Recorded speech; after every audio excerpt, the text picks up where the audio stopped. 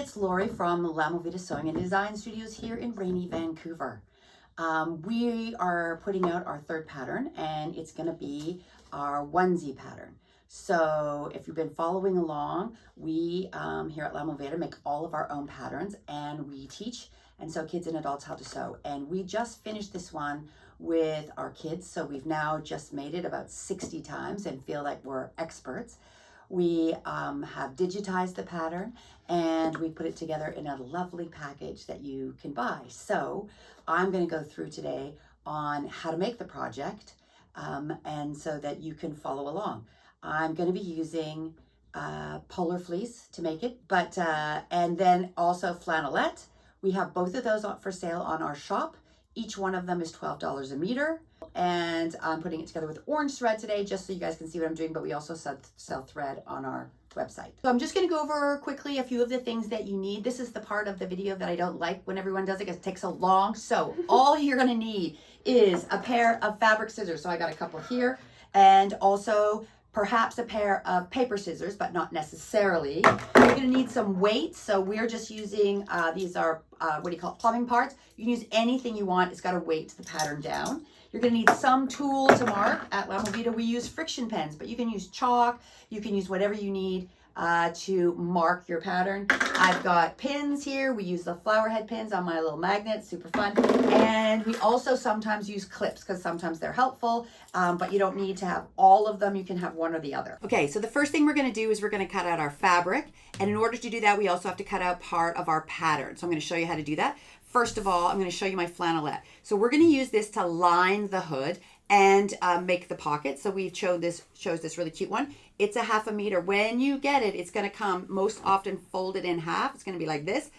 And what you're going to do is you can either leave it folded like that, but what I'm going to do today is I'm going to refold it back together so that the pretty sides are on the inside. I'm going to make sure this edge, the salvage edges, are lined up, okay? And this is where the person cut it off for me when they sold it to me, and this is cut off, okay? So that is my salvage edge, or the machine edge. I'm going to fold it in half, and blammo, I'm going to put it down on the table. Most often when I'm going to put it down on the table, I'm going to put the salvages right near my tummy, and I'm going to lay it out this way, okay? So she's laid out. Then I'm going to take my pattern, and I'm going to get the pattern out of our package. This is going to be fun. I don't even know how to get it out of here. I got to get the... Oh, hang on. Oh, I threw the sticker. Ah, okay. Out of the beautiful packaging that we have, there's our pattern. It is printed off on paper, and it is printed off on the paper for you new sewers exactly how you're going to lay it out on your fabric. So this is unique to, I think, ours, but it's not typical way to put it out, to print it out, but this is going to make it so easy for you to cut. So we're going to open her up, and we're going to find the hood pattern and our pockets, okay? Our hood and our pockets. And so let me get this undone.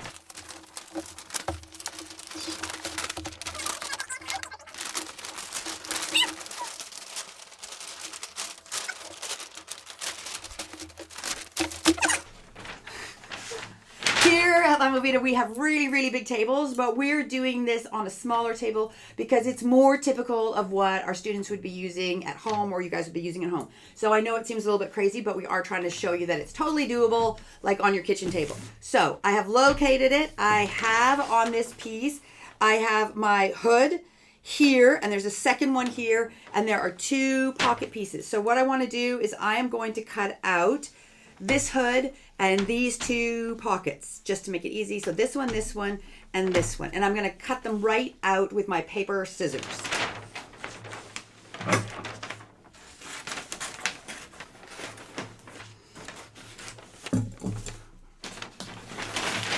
Throw out that. You don't need it. Okay, so cutting these out. I'm going to cut through that. We're using paper scissors because you want to leave your fabric scissors for cutting your fabric alone. Cutting fabric is not tricky, but you need a really, really sharp pair of scissors to make it easy. And if you're using scissors that are dull, it's very difficult to cut and you'll get really tired and you won't get really good straight lines. And cutting paper dulls your scissors. So try and have a pair of scissors that are just for your cutting of fabric.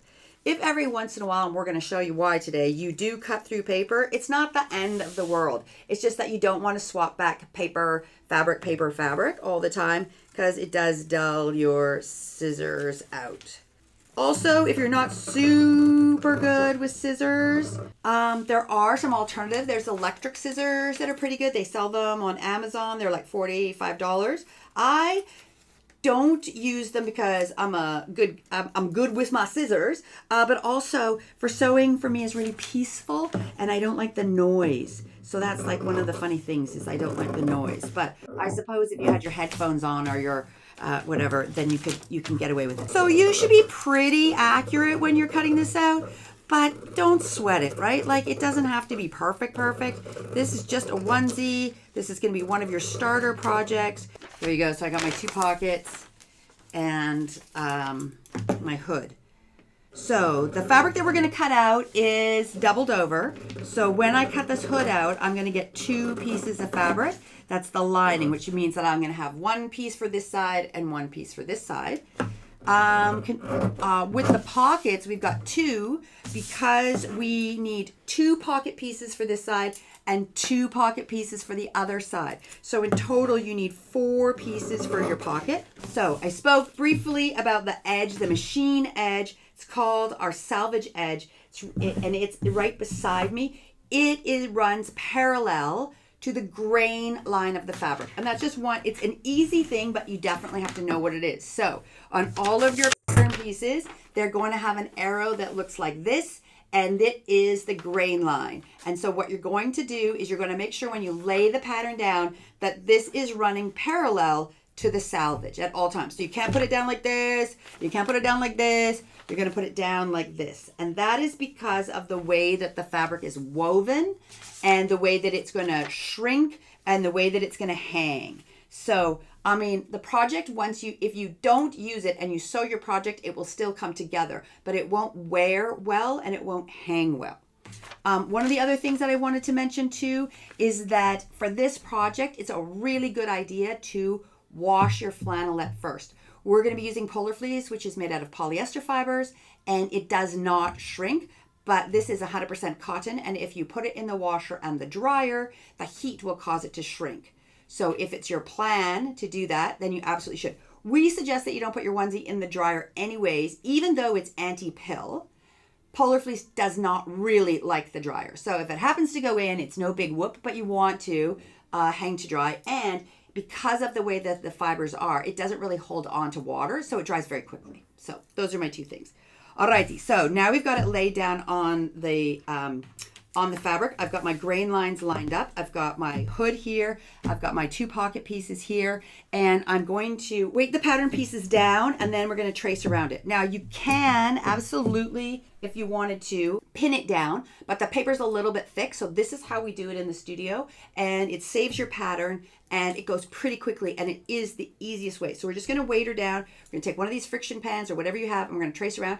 And I always say to the students, you don't need to see it from outer space. You don't have to make a really big thick line, just a thin line. You don't want to press too hard because that'll move the fabric and you're just going to gently go all the way around. Because you're going to find that once you move the paper out of the way, once you move the paper out of the way, you're going to be able to see those lines really easily. Cool thing about using a friction pen is if you do draw all over your paper, then you just have to iron your paper and it tidies up and you get all the marks off. So we do that at the studio. Kids use all the friction pens. There are some markings on this particular pattern that I want you to take note of and that you're going to mark on the pockets. There are 2 little seam lines or seam gauge lines. They're also markers for putting on your pockets. So you're just going to make a little line where those lines are on your pockets.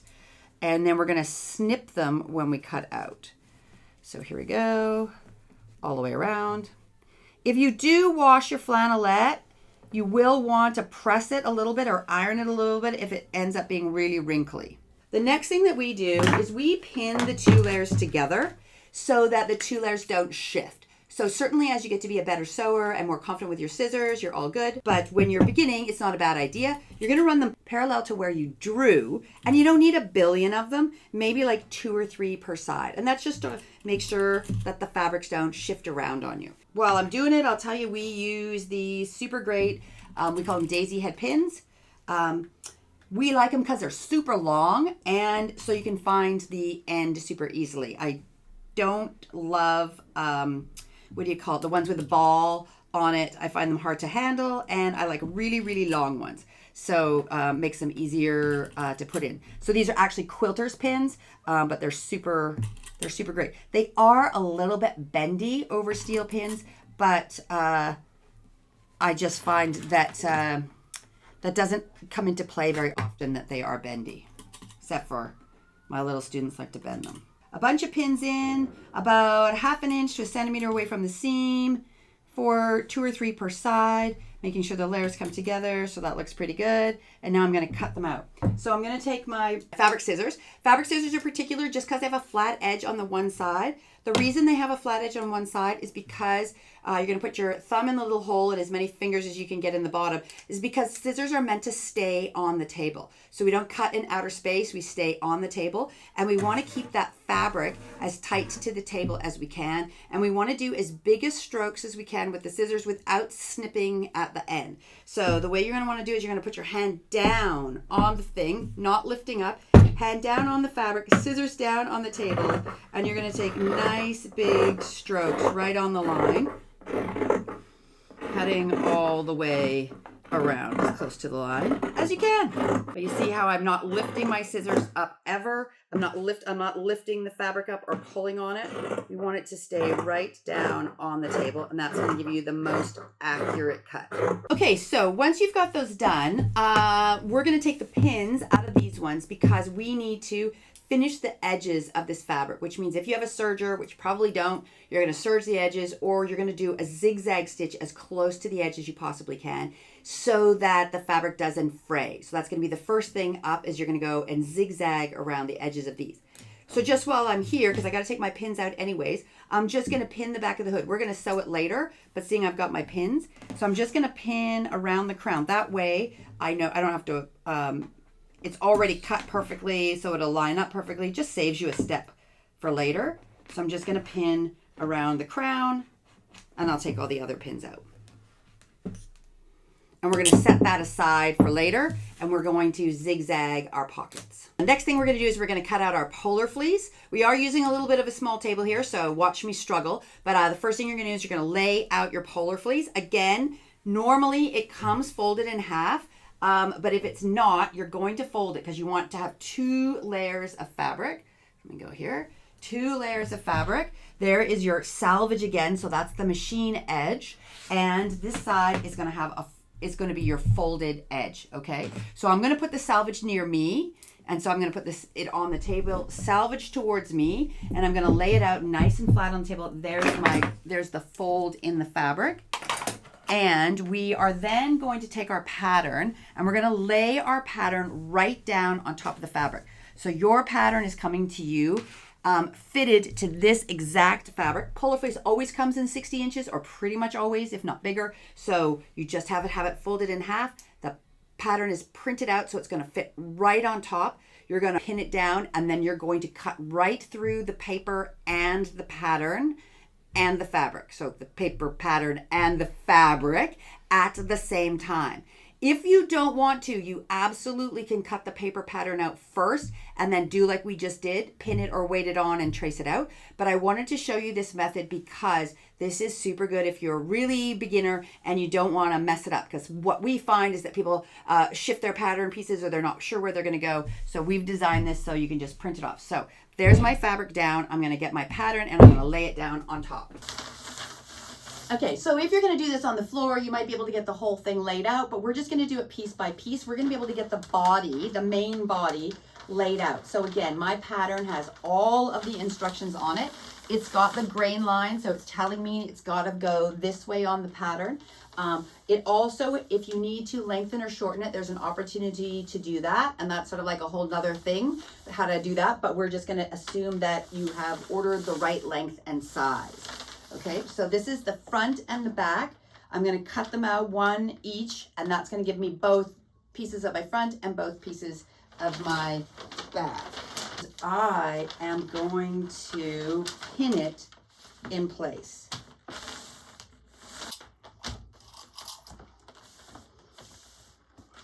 It's not too hard to pin through the paper. Make sure the pattern's running straight the same way as the paper. If you find that the paper's wiggling around on you, put more pins in it. Make sure that when you're putting your pins through, that you're not like bunching the fabric up from behind. But I'm not finding it particularly difficult, so I'm sure it won't be that difficult. Okay, so there I've got the first one pinned on, so I'm just gonna go ahead and start cutting this one out. It's all laid out beautifully. I'm taking a pair of scissors. Now I got to admit, this is not my best pair because I say my best for only fabric only. We are going to go through the paper, but I'm just saying that it doesn't really make that much difference. It's only a one time. It's just that, as I said, you don't want to continuously use paper scissors to cut fabric. So hand down on the fabric, scissors down on the table, and we're just going to go through all the layers. Now this is just your starter project, so we're just doing something really simple. If your cutting is not perfect, it won't make any difference. The fabric is forgiving. We're making these patterns and you're making them to have success. This is not anything about couture. This is learning how to make a pretty great project without worrying too much about, being completely accurate. Okay, you want to maintain your pattern and everything stays pretty flat. You can move the fabric and the pattern at the same time, but try not to like twist it out because you're going to stretch your fabric underneath. So try and keep it nice and flat without any wrinkles in it. Move around the table or move around the project if you need to, but try not to twist the fabric and try and keep it as flat to the table as you possibly can.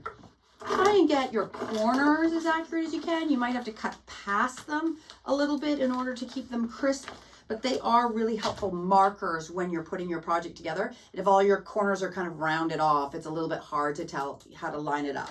Okay, so there's my first one cut out. There are some notches that run down the pattern. You want to clip those. So you want to clip them about 1/2 centimeter or 1/4 of an inch because we really want to make sure that those clips are noticeable, but that they're within your seam allowance so you're not going to see them from the outside. So don't go crazy and cut big ones. So you're just going to snip them. I always wait until after the whole pattern is cut out and then I go back and I snip them.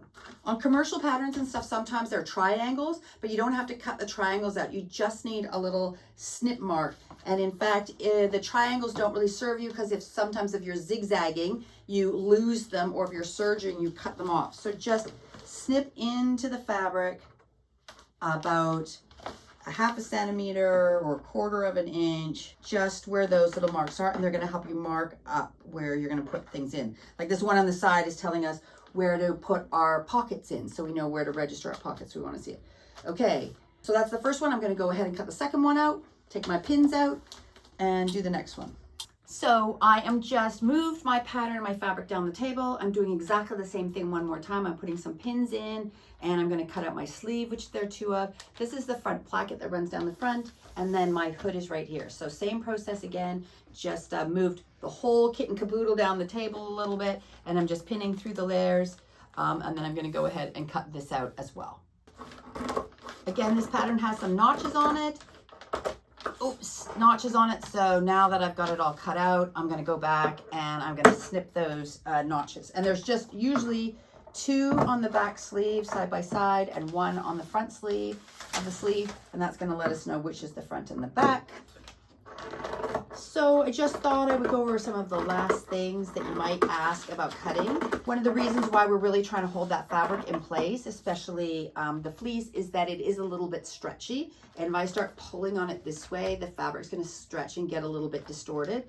Also, if you're lifting your fabric up like this, sometimes the fabric can like shift like this and you'll end up with your bottom one bigger than your top one, or vice versa. So that's why we're trying to keep it nice and flat. My big long strokes, as I was saying, keeps the line of the cutting smooth. Another thing is get scissors that fit your hand. Sometimes here at the studio, the young kids have little hands and they're using scissors that's too big. So as big as you can go is better, but not overly big for your hand. Otherwise you won't be able to. It's a dynamic pull of the scissors, so it's not a floppy grip. It's an actual pulling your fingers and pushing your thumb when you're doing, and that's pulling the blades together. So if you're finding if you're cutting down and it's cutting through, but it's not cutting through the fabric, it's because your blades aren't coming tight enough together. So you have to squeeze your scissors more. And those of us that cut a lot will end up having like bruises on the back of our hands and dents in different parts because it's very active. It's not like cutting paper where you're being very flimsy in your hand. It's a really good grip. Get a good, you know, you get good pipes from doing it. So you want to keep it down. You want to keep it smooth. Oh, and if you're cutting it out like this, you're trying to cut as close to right on the line as you can. If you're tracing around it, then I would say that you're trying to cut out just inside the line. So if you're using that friction pen or you're using chalk, you're trying to cut the chalk or the friction pen off, or as close to just the inside of that. You're trying to get to the original pattern. So I think those are your main things. That your corners always snip. You can always snip a little bit past, and you don't want to go great snips past because you might need that fabric for later. You don't want a big cuts in it, but you also will need to snip past so that you can come back up at it and get that really nice crisp corner. And believe me, when you start sewing it together, those corners are going to be way more important to you than you think when you're cutting it out. It just helps you line up your seams. So you can see I'm going to brag. It's nice and clean cut, and that's really going to help me line everything up and make sure that everything is going to go in the right spot. Okay, so that's it. I've cut absolutely everything out. Okay, so the first thing we're gonna do is we're gonna stick with the easiest parts of the project first, and as we get sewing this together, we'll get a little practice in, and then we'll do the hard bits at the end. The way you put something together doesn't really make that much difference. I mean, there's an order of construction, but there is some flexibility. So I think if you follow along in the way that we're gonna do this, you're gonna find out that you're gonna have a really easy time of it. So the first thing we're going to do is we're going to work on a placket. So the placket is the part that runs down the front that's going to hold your snaps, or if it was something else, a zipper or buttons in place. It's like the button stand or the placket that runs down the front of the garment that's going to conceal your snaps as you go down. And it looks like this. Now on one side of the garment, the part of the garment that comes on the outside is a double layer of placket, and the one that goes on the underside is a single layer. And just for ease, we've cut out 2 doubles. So what all I need you to do is you're going to take one, and this is the one that's perfectly good, and we're going to put it over here. This one needs to be only half the length. So we need to cut it down here in half. So whichever way works for you. If you want to fold it in half and give us a little snip, snip, snip, you can do that. My suggestion, the way that I like to do it, because this is a little bit wiggly, is I'm going to fold this in half along the dotted line and use this basically like a ruler, and then I'm going to draw a line and cut it. Just because the fabric is a little bit stretchy, a little bit loosey-goosey, and so I think this is going to be far more accurate for me. But you could use a ruler or whatever, but we want this piece cut lengthwise in half. Going to stick it on here, make sure it all lines up. And I'm just going to give myself a nice little line right down the middle. Maybe weight it. Only need one of these. Okay, so one of these is going to be, I don't know, a nice scarf for you later, but for ease, that's why we cut it out. We need one of these. So we are going to be sewing them onto, we're going to be sewing them onto the front of the onesie.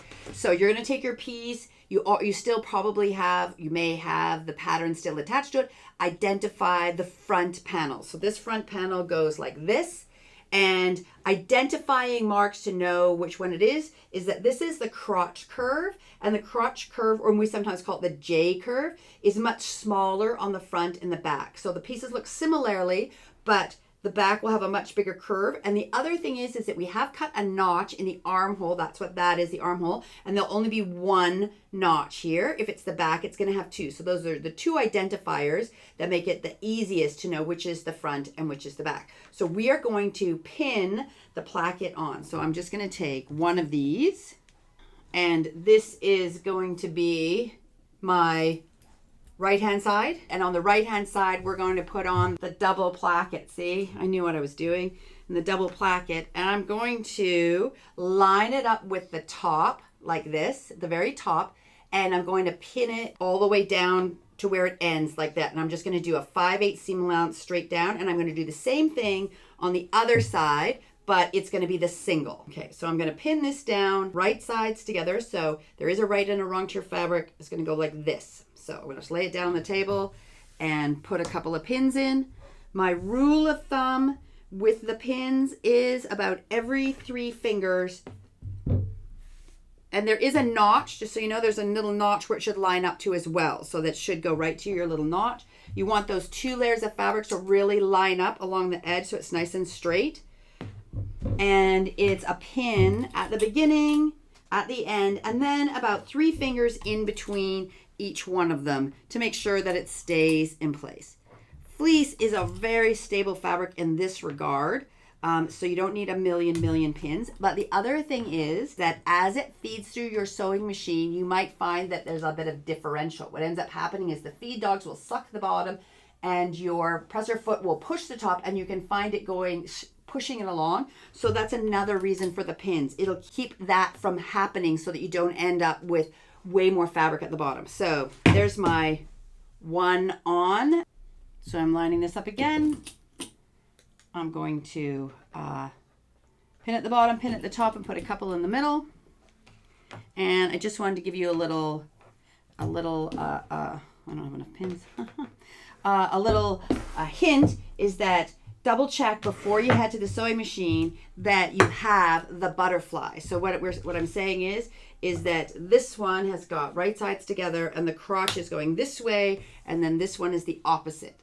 If I put this on the wrong side, I'm going to end up with 2 right-hand sides. So make sure that you're sewing right sides together and that you have a butterfly effect with these 2. When we go to the sewing machine, the only thing on this one is at the top, we're going to start about 5/8 of an inch down from the top. If you want to mark that before you go to hit your sewing machine, you can. You can come down and mark it 5/8 of an inch down and just make yourself a little mark. The next thing we're going to do is my placket that I have pinned on. I've got it lined up between my notch here and coming up to my nice crisp edge, and I'm going to sew it all the way up at 5/8. I'm going to set my machine on a straight stitch, and I'm going to set it at a 2.5. You can also go at a 3 for thicker fabric like this. It can give you a better stitch, especially if you're a new sewer. You might go with a slightly bigger stitch, but we're just going to go 2.5. I'm going to line her up. And I'm sewing with orange thread just so you can see it. You, of course, would sew with a thread that's going to match your garment. So this would be light blue, of course.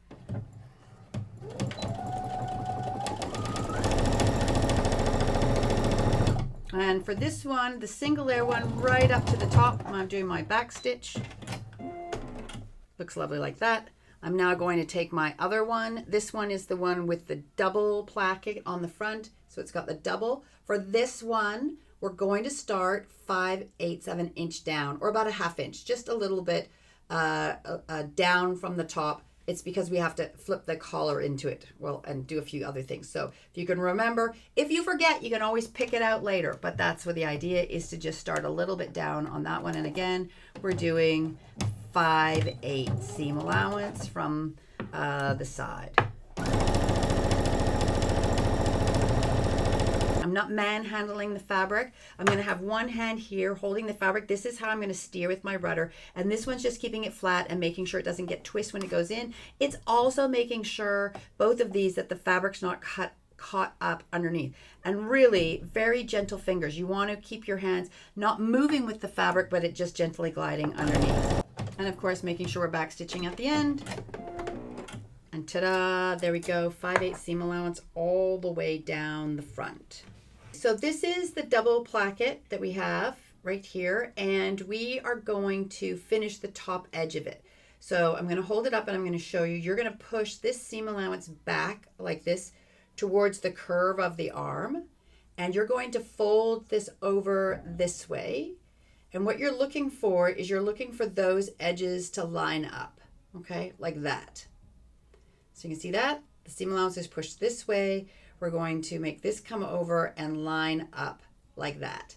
And where we want to sew is we want to sew after that big lump, like right after it, we want to sew, and we want to sew across the top at 5/8. So I'm just going to put 2 pins in it, and then I'm going to show you how I'm going to do it. I'm going to put a pin in it there, a pin in here, and I want to start after that big lump, and I'm just going to sew across. So I'm going to stick it in my sewing machine like so.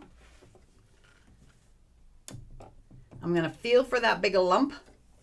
And I'm going to place this in my sewing machine. I'm looking from the side to make sure that I miss all of those seam allowances. And I'm just going to put my foot down and I'm going to sew across at 5/8 right to the end. So I will needle down, pin out, stitch backwards, and then I'm going to sew forward right to the end at 5/8.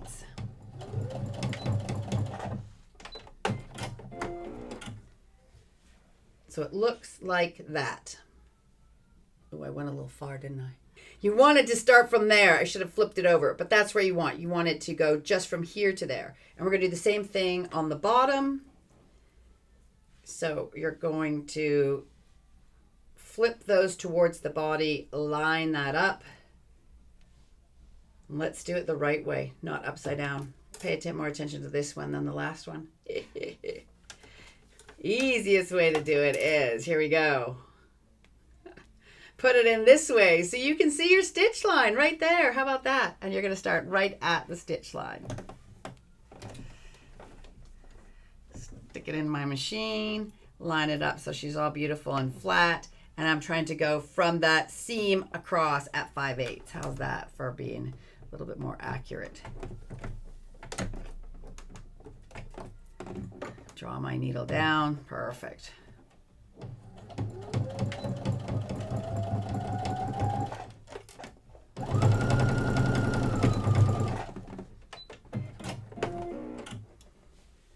There. That one's perfect. So it's supposed to look like that. This one, a little bit off. I started too soon. I can just pick that little bit out, but that's what I want to have happen. I want it to be like this. Now we're going to do the other one. It's slightly different. You can tell. So with this one, what we want to do is you got this single, is we want to fold this over and we want to stitch this down and we want to stitch it down on this edge right here. But the most important thing is to get it to be folded over nice. So we're going to do something called rolling our seam, which means that we're going to wiggle this back and forth because we want this seam to run right down the middle. We don't want there to be created like the fabric is like tucked in and then we're getting not straight. So you're just going to roll it a little bit like that to make sure that the seam comes right to the surface, and then you're going to put a pin in it, or you absolutely could put a clip in it if you felt that that was easier. I've got a clip right here.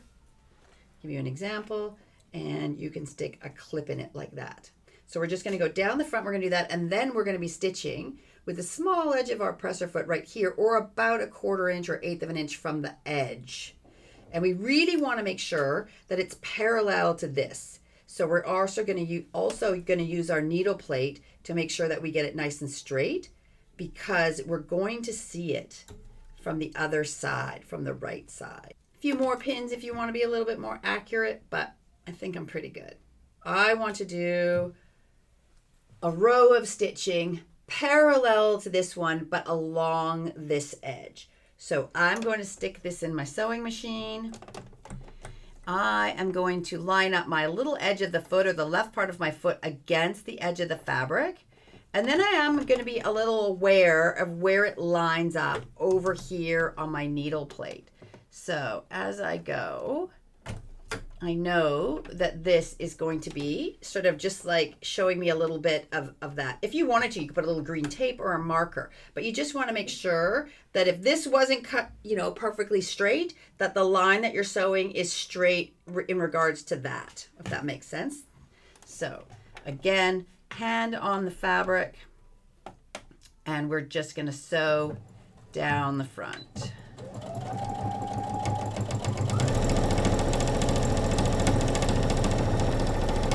Get to the end and just do your little back stitch at the end. Perfect. And there we go.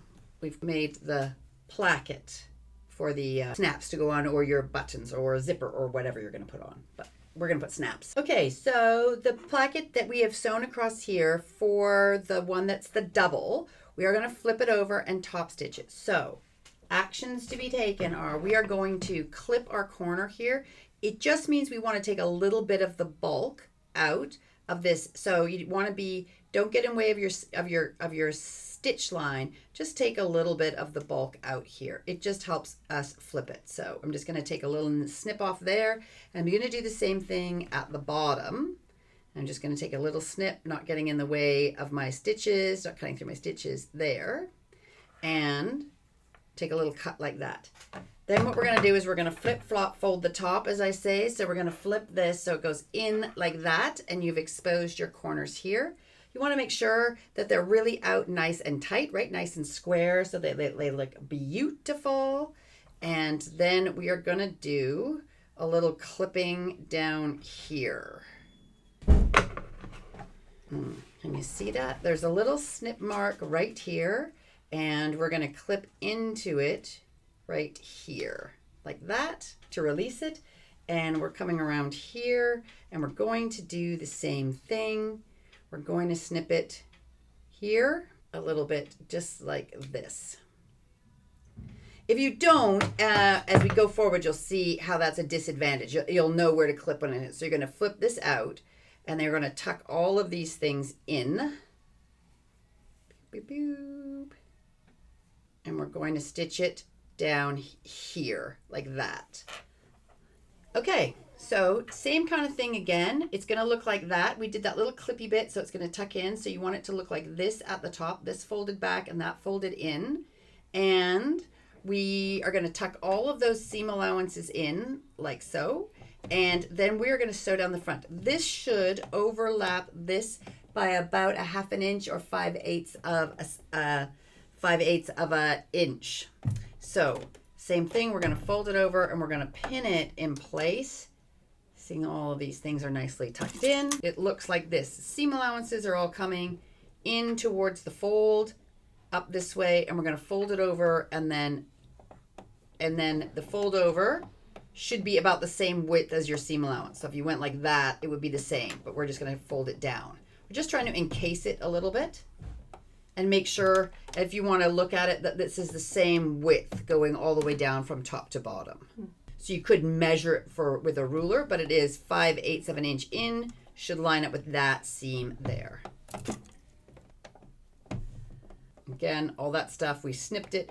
It's all tucked in, so it's looking like this. You can see that little flap, and all that is tucked in. Okay, so once we got that looking good, as I said, you can measure it or an eyeball it. You want this to be all the way the same width down there, tucked nicely here and tucked nicely there. We're going to stitch this from this side. So again, visually take a look and make sure that your placket is running nice and straight. And we're going to stitch what they call in the ditch. We're just going to stitch right in the crack right there. Now when your fabric is, and your thread and your fabric are matching, you shouldn't even see it at all, but mine you're going to see a little bit. I'm going to start at the top, and we're just going to go nice and straight all the way down. When I sew something like this, I am going to be checking it to make sure that my seam allowance continue to stay in and my placket's going that way.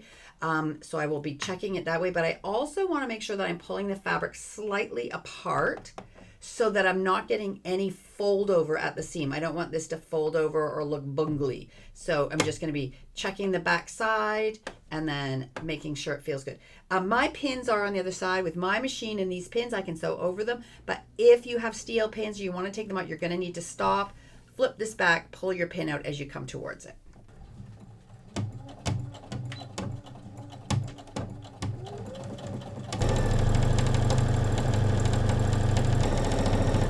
Again, if you were finding that this was leaving you with a really small stitch on your machine, you definitely can increase your stitch length. This is more decorative and just sort of holding it into the place rather than being sort of structural. So a longer stitch.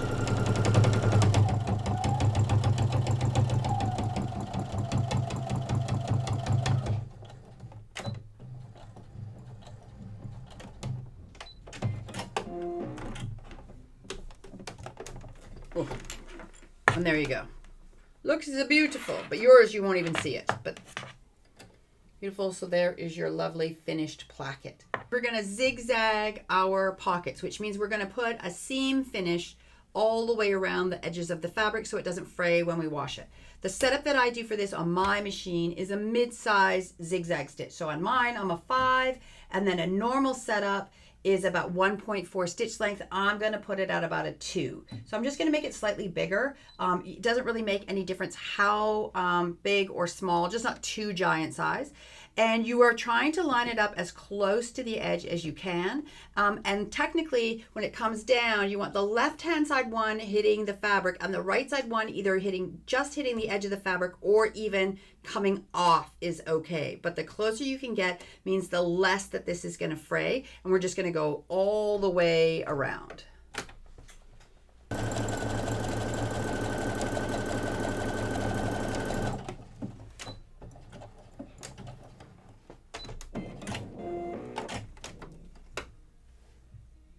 Beautiful.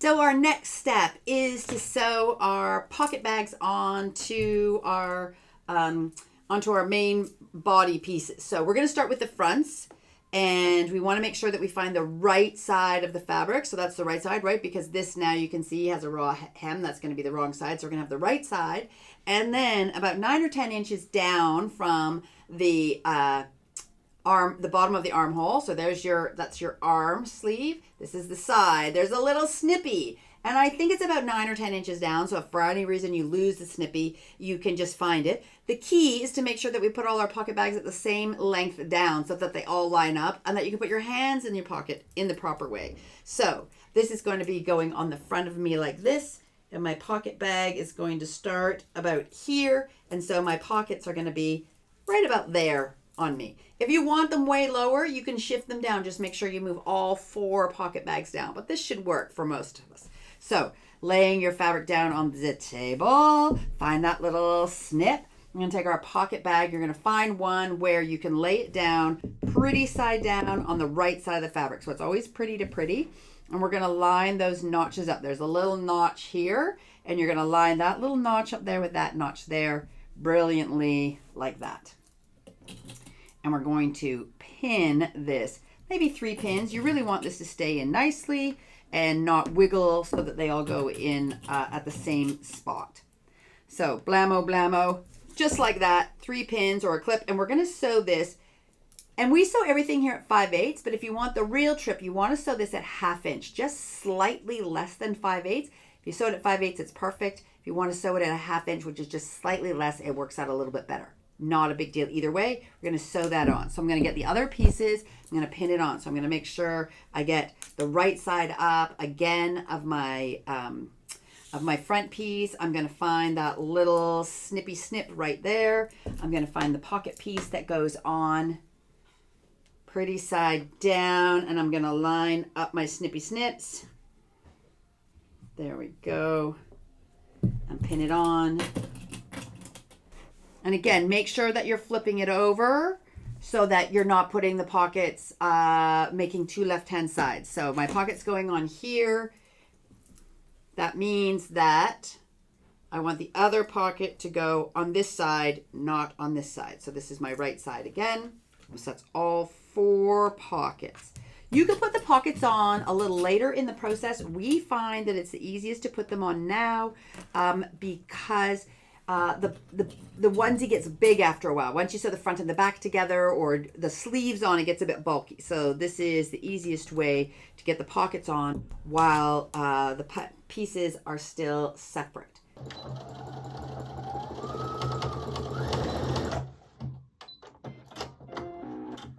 We've got all our pockets on. I've sewn them all at a 1/2 inch or 5/8. It doesn't really matter. And what we're going to do is we're going to do a top stitch. Flip this over, and we're going to sew it right down here.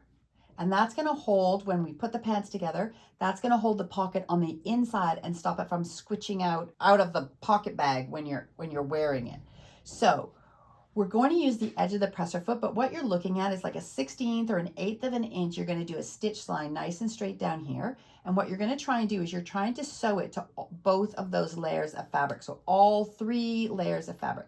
You can pin it in place, but as long as you're paying attention to what you're doing, you just need to make sure that the fleece is flat on the deck like that. So it's all flat, not folded up or kicked up, and all of the seams are going that way. So I'll open it up again. So that's going that way, that's attached. You're just gonna fold that down like that, and you're just gonna sew nicely along there. Again, we want this to be quite taut. We don't want this to fold over or make it all boongly like that. So you want to slight pressure to open it up. So I'm gonna line up my lovely presser foot right to the crack, and we call that toe to crack. So the toe of my sewing machine is gonna go to the crack, put my hands on it gently, and I'm pushing apart like this and sort of letting it slide through. And we're just gonna do our back stitch.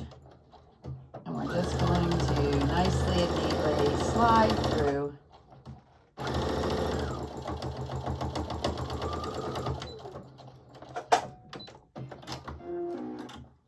And she looks beautiful. So when the garment is finished and this folds in, this will stay inside your onesie and not want to kick out on you. And so I'm going to do all the rest of them. The next step on our mission to complete a onesie is we're going to sew the center back seam and the front center seam. So I'm going to start off with the back one. It's the easiest. You want to make sure that your fabric is pretty side up. So that's pretty easy with this one. Pocket is side up.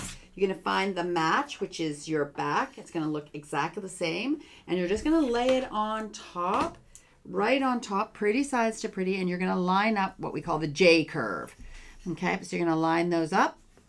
If they're not lining up, you might have your front and your back together, but we don't want to do that. So you want to make sure that you're going to line your backs up at the same time. So this is just the center seam running all the way down the back and into the crotch. Again, pins or clip, I always give me one to start at the beginning, one to start at the end, and then just make sure they're about 3 or 4 fingers apart, maybe a few more during the curve if you're a brand new sewer, just to make sure that that stays in place as you're sewing along. Probably the easiest way to sew this is to start at the top, so up here at the neck, sew all the way down, and as you get to the curve as it comes down, you can not stretch it, but straighten it out a little bit as you go so that you're having a little bit more time easing through that curve. You can just sort of like try and make the curve a little more subtle and get through it. It's really important that you're starting and beginning at 5/8 at the top and the bottom, so you don't want to make a big whoop-de-doo down here, because it will, I know it's hard to imagine, but it will make your legs shorter and your other pieces not fit. So make sure that you are at 5/8. If you're a little wookity-dookily or whatever you want to use that word in the middle, not that big a deal, and 5/8 right at the top to make sure that your hood fits on and all your seam allowances. So you're just going to go start up here, top, and just go all the way down. I haven't talked about this in this particular video, but I will just reiterate. When I put my pins in, I put them in perpendicular or across the grain so they're sticking out. Because we use these big daisy ones, I always hang them off, but even if I was using ball pins or something else, I still would do the same.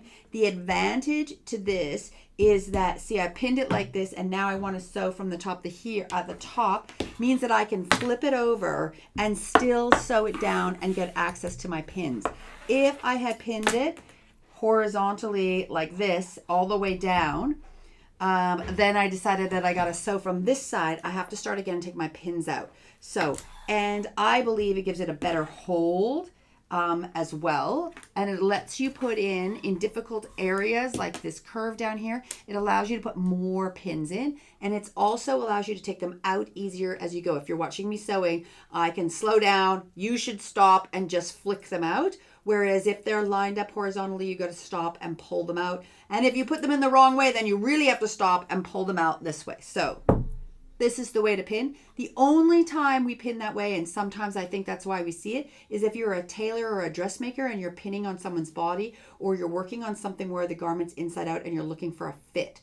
But otherwise, pinning like this. And one more tip on pinning is that you really are, as you get better, trying to pin as close to this edge as you can. So when the pin is going in, you don't really want to start an inch over and then kick it back up. You're really trying to get that pin, as you get better, really close to the edge and then kicked back up as fast as possible. You really are trying to get both the pin in and out within the seam allowance so that if you're using delicate fabrics, you're not damaging the fabric. But this is going to give you your best hold. So in as quickly as you can and back out again, leaving the daisy off. Going to give you your best hold. This is my front piece. So again, I'm going to put the first one down sunny side up, pretty side up. That means my pocket is up. I'm going to take the other one. I'm going to put this one sunny side down, or right sides together, pocket side down, and we're lining up this crotch seam. There is a little snippy snip here. So you're going to line these up, and you're just going to sew from here to your little clip mark right here. So it's about 5/8 inches down, or or on this side you can actually see where it is a little bit better. So I'll show you when I'm sewing it, or you'll see when you sew it. So you're just sewing from here up to where the little up to where your placket starts. So I would on this one probably the same thing is that I might start up here so I know exactly where to start, and then sew down. So I'm just going to put those together, put some pins in it. Here we go. And I'm going to start from the placket down to the crotch. And I'm really, really trying to make it 5/8 of an inch so that all the pieces fit together. So the next thing on our journey is to put our sleeves on. So this is a raglan sleeve, or like a baseball style sleeve. It's a super easy sleeve to put in if you put it in the way I'm going to show you. There's a couple of different ways to put it in, but this is going to make it easy, and it's one of the reasons why we use this for new sewers, because you don't have to worry about a sleeve cap, but you just got to get the sleeve in right. So I'm going to start with the back. It's just making it easier. I'm going to open it up like so. So it's pretty side up or sunny side up. That's how I always start. Pretty side up, sunny side up. This has 2 notches in it in the back, 2 notches in the back here. So you'll also know that that is your back side. So pretty side up. Then I'm going to take my sleeves and I'm going to find the one with the double notch. So can you see that little double notch on there? That is going to be the sleeve that I'm going to use. I'm going to pin it to this one. I'm going to make sure that I do right sides to right sides, or that I'm matching the fabric, which means it is. And all I got to do is line it up onto this, right? Like so. Now it should fit pretty well, but the curves are slightly different. So just take the time to make sure that you make the edges line up. And then again, one at the beginning, one at the end. And then you're just going to make sure that those line up and that your notches are lining up. And you're going to pin it. Again, I would say that the easiest way to sew this is from the top down. And I will show you what I mean by that. Again, I'm flipping it over, but I want to sew the easy part first, the straight in the machine. So go nice and straight. When I get to this curve, I can sew the curve, but also if you're a newer sewer, you don't really stretch it, but just straighten it out, and then you can get down here. It's really important that you try and end off as close to 5/8 as here as possible, and the same here. Sometimes what ends up happening with students is they're starting at 5/8 and then they come and they take this wide. If you take this wide, it does alter the way that the side comes in. So that's what you're trying for, and you're trying definitely to have those edges lined up. So that is, whoopsie. That is one sleeve on one side of the back. I'm going to take the other sleeve. I'm going to find my double notches and I'm going to pin it on right at the same time. I'm going to line it up just like this. And as I said, these two curves don't quite match exactly in their curve, but when you pin them, you want them to. This is giving you the shape underneath your armpit. So we need the shape to be slightly different front and back as they come together. So just make sure that's lining up, that you're lining up right at the top, and you're putting pins in. So I'm not having any troubles lining them up. It just doesn't always sit as smoothly as you think it would, like over here on this fabric, but right at your edges, I'm all good. So that is the back sleeves on, and then we're gonna sew those on, and then you're gonna do exactly the same thing on the front. Here's the front. You're gonna take the curve, you're gonna line it up to this the same way. That looks all mucky, doesn't it? But anyways, you're gonna line it up the same way on the front. And you're gonna sew here, here. The back is gonna be the same way down, and the back down. And that's gonna get your sleeves on.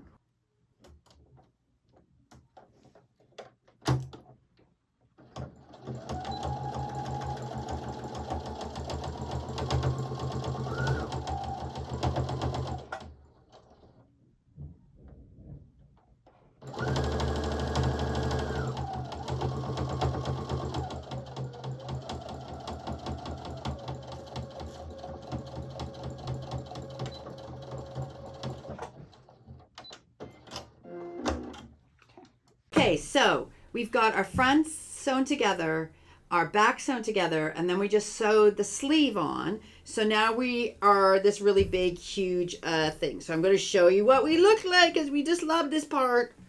I always make the kids do this. Try it on. So here we go.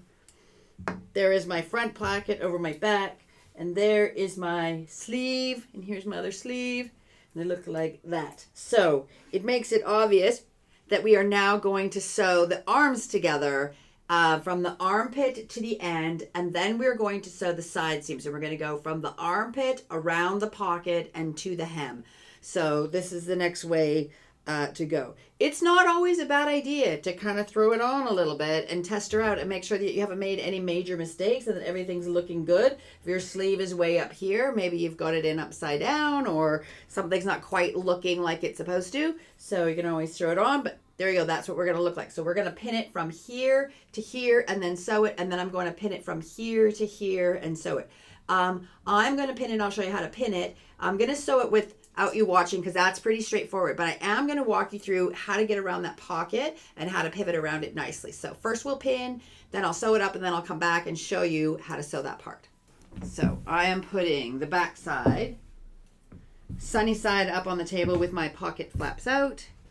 And then I'm throwing that one on top. So now my front is sunny side down, and I am locating, as I lay this out a little bit so you can see what I'm doing, I'm locating that arm. So there is my armpit. I'm going to butterfly those two seams at the armpit. I'm going to line them up so they line up beautifully. And I'm going to pin or clip it at the armpit so it stays in place. And I'm then going to pin it in place down to the cuff. Again, start at the armpit. I'm going to pin it down here, make sure everything looks good, it's all lined up.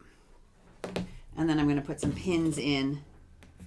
And then I am going to sew from the armpit to the cuff.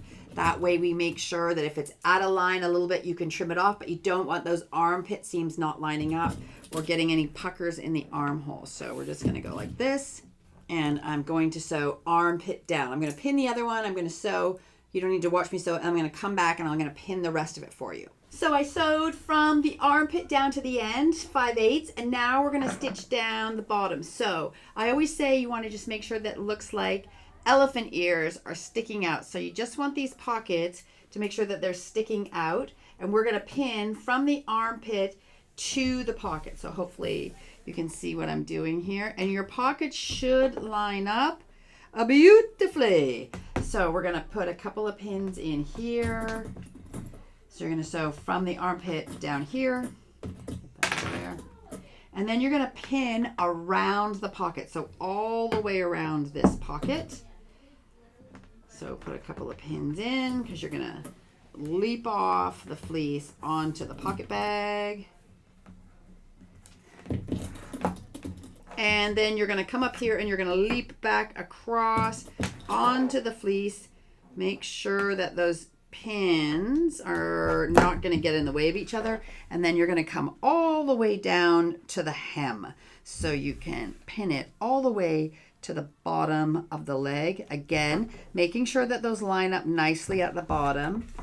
Your edges line up. Put a pin in the bottom and then put some pins in. So this is your side seam. It's going to be exactly the same on the other side. You're going to do exactly the same thing. Putting those pins in. But oopsie. So when our students are in, I often will draw on for them just so they can remember the direction that they're going to go. So I'm going to do that now. But you're just going to start sewing where you left off at the armpit, and you're going to come down at 5/8. So you're just going to come driving down here. Now, when you get to the pocket, and if you remember, we were going to sew it at a 1/2 inch, or you might have done 5/8. What you need to be able to do is you need to be able to sew on the left hand side, if that makes sense, the left hand side of those stitches. So you need to be inside of those stitches. So if you've sewn it at a 1/2 inch and you come down at 5/8, you automatically will be. and you're going to come down past those stitch lines about 5/8, and then you're just going to turn the corner. So you're going to pivot around the corner. So you're going to come down, you're going to be on this side of that little line of stitching. You're going to come down, and then you're going to pivot and turn the corner. And then you're going to sew all the way around your pocket at 5/8, all the way around. And then you are going to come up, and you're going to come up to where the stitches are. You're then going to pivot across, and then go past that last line of stitching just like you did there, or to 5/8, and come back down again. So if you want to measure it before and draw it on like that for your own self, you can. You can use a ruler, but the thing is to try, and if you muck it up and you don't go far enough, you'll see when you go to the other side, the pocket bag will be on the outside of the pants, and it will be really obvious, and then you'll realize what you've done wrong. But you're coming down, you're coming to the left-hand side or the inside of that stitches around your pocket, and then you're going to pivot twice. You're going to come up to where those stitches start, come straight across, and then come down, and then you're just going to sew all the way down the leg. And so I'm going to go to the sewing machine, I'm going to sew it, and you can watch me do it. So I'm sewing up my side seam. There is my armpit that I've sewn before. I've come over, I'm going to line that up at 5/8. Sometimes I sew over the armpit again, just because it doesn't hurt to have a double stitching there. And I'm going to come down at 5/8.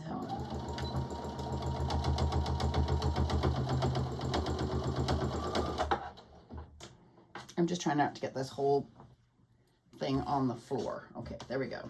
Okay, so nice and straight, super easy, 5/8. So when I get down here, I'm coming this side of the stitching line. So if I'm at 5/8, I should totally do it. And I'm coming down so that, and I'll just stop there for fun. I'll spin, so I'm leaving my needle down and my presser foot up, and I'm gonna spin. And what I wanna have happen is I wanna be farther enough down on the pocket so that this is now gonna be at 5/8, which I am. So I'm gonna pivot, and now I'm just gonna go around the pocket at 5/8.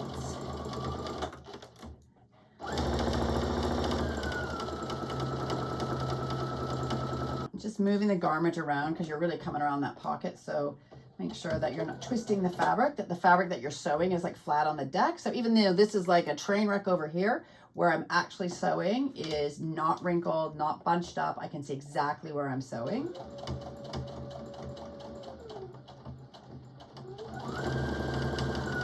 I'm coming back up here, and I'm going to pivot twice. So I'm going to come back up, and I'm going to try and be about 5/8 past the stitch, or where the stitch line lines up. There we are. I'm going to pivot across, and when I go across, I'm just going to go past that line of stitching by 1 or 2, which should lead me right at 5/8. Press her foot down.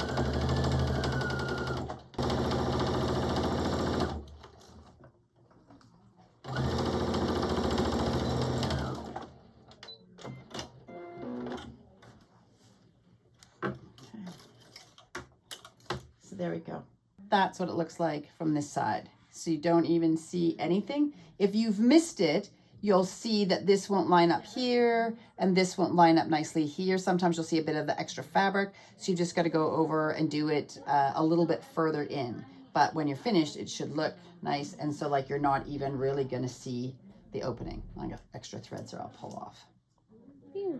Sleeves on, so we have like legitimate sleeves now, and we've sewn the outside edge, so we have our pockets, and we've sewn all the way down to the hem. So the next thing we're going to do is we're going to sew the inside seam, so that is from the crotch to the floor, the crotch to the floor. So that's what we're looking at right here.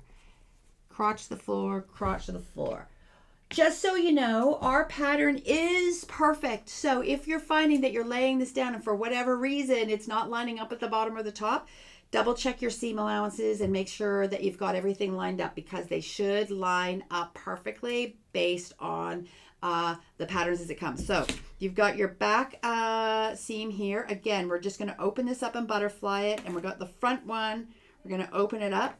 Now remember what I said, the back one's got a bigger curve, but that doesn't mean it's not going to line up perfectly with the front, meaning it's not going to lay flat, but you need them to line up. So even though the curve is slightly different, you're going to make it work. So you're going to take this, butterfly this, and you're going to put it together. Again, I'm just going to use a clip that makes sure that our crotches are lined up. And then you are going to pin from here, lining up those edges all the way down to the bottom so it lines up perfectly. Okay, so you're going like this, lining it up.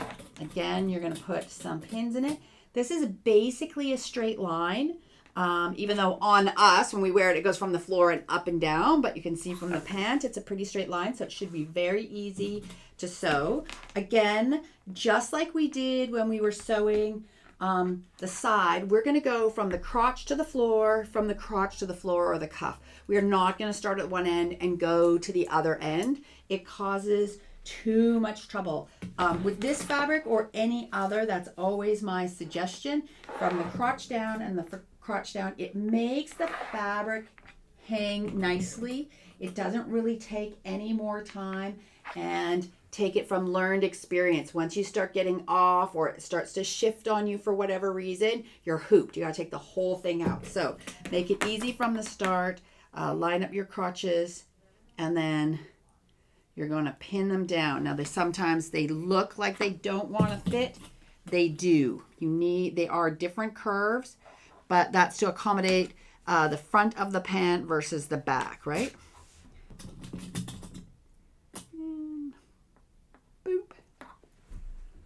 Now we're going to go sew. I've been to the machine and I've sewed my inside seam. So you can see from end to end, I did do the start from here and double it over, so it's going to be nice and strong. And so now our next step is to do the hems. And so I'm going to start with the bottom hem, and we're going to do the hems here as well as the hems on the cuffs. So you can hem the bottom of your onesie any amount that you want to really. But what we always do is a 1-inch hem.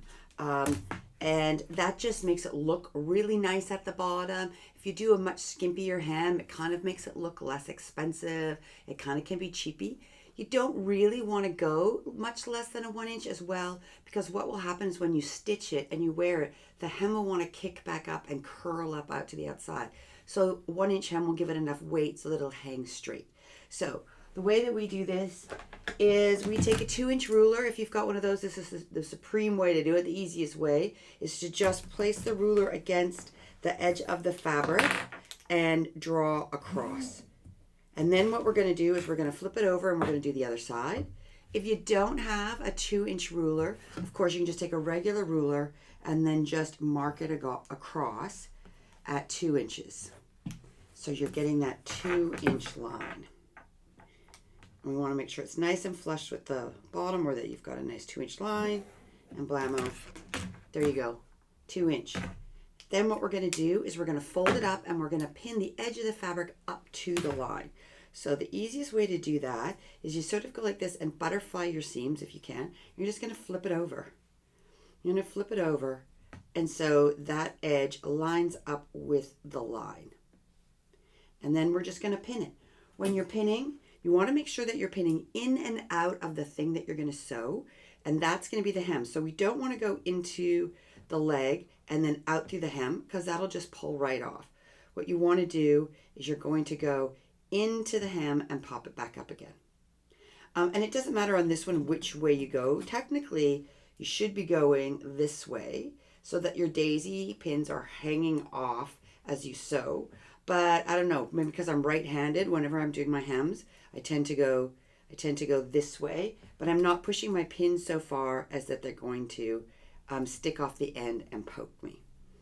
So, and then I'm just going to go all the way around. Here at the sides, right, you're butterflying that so that they lie flat. And then we're just going to put the pins all the way around, in and out on the hem part. When we go to the sewing machine, we're going to sew this really close to the edge, about 1/4 of a centimeter, 1/8 of an inch, nice and close. The closer you get, the nicer, because it will curl down less. If you end up sewing it, let's say at 1/2 inch, and this curls down, you're going to end up sort of having this bulky bit that curls down. It doesn't look nice. Maybe it doesn't even feel great against your leg. So there we go. Got it pinned all the way around. Now I'm going to go ahead and do the same thing on the other foot. So I'm at my sewing machine now. I've got my pins in around my cuff like so. We folded it up to the line, and now I'm going to sew it here. So you're going to take the arm off your sewing machine. Most sewing machines have a retractable arm, or sometimes this part's just small enough. And you're going to take your garment, you're going to put it around the machine.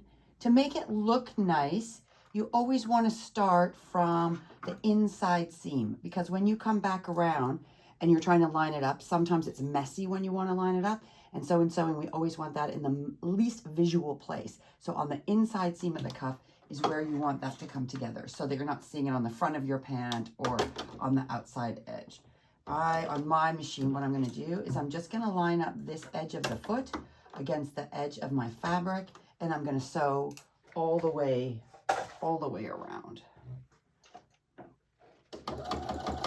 When I'm lining it up from this side, it reads my lining up here is about 2 centimeters, just a little bit under an inch. I folded it under an inch,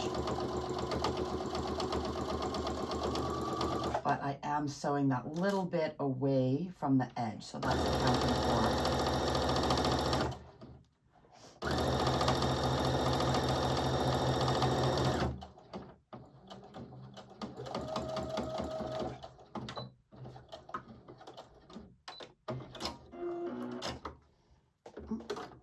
She goes. And so that's what it's going to look like from the outside. Beautiful. So I'm going to do the same thing on the other leg, and then I'm going to do the same thing on the arm. I will show you this. If you're doing your arm on this particular pattern, we definitely are big enough to go around the armhole. But if you were making one that was very small in your arm and you couldn't put it around, you just sew it from the other way. So I'll quickly show you what that looks like. You're going to have your shirt right side out. You're going to pin it the same way as you did to the line. It's a little trickier to do, but you can still pin it to the line. And then you're going to sew it like so. I'll show you. I'll just put a few of these in. You'll start at the same place at the seam. You're just going to put it in like this. It's a little bit awkward, but it looks like that. So your sleeve is coming this way, and then you're just going to sew around. It's a little bit trickier, but sometimes you just don't have the option of going over, and you're just going to hold these out of the way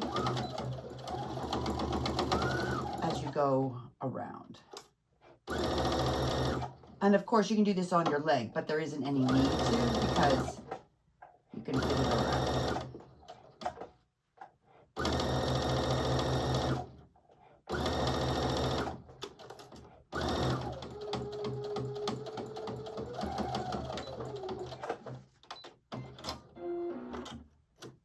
And there you go. Same way. So I'll do the other two, and then we'll get back to the next step. Next thing we're going to do is we're going to do the crown of the hood, which means we're going to go around this curve here. So not the front edge, that's where our face comes out. This attaches to the bottom of the jacket, or the bottom of the top of the onesie. So just the curve. So we're just going to stick it in here. We're going to sew straight 5/8, and we're just going nicely all the way around the curve. Nice and tidy.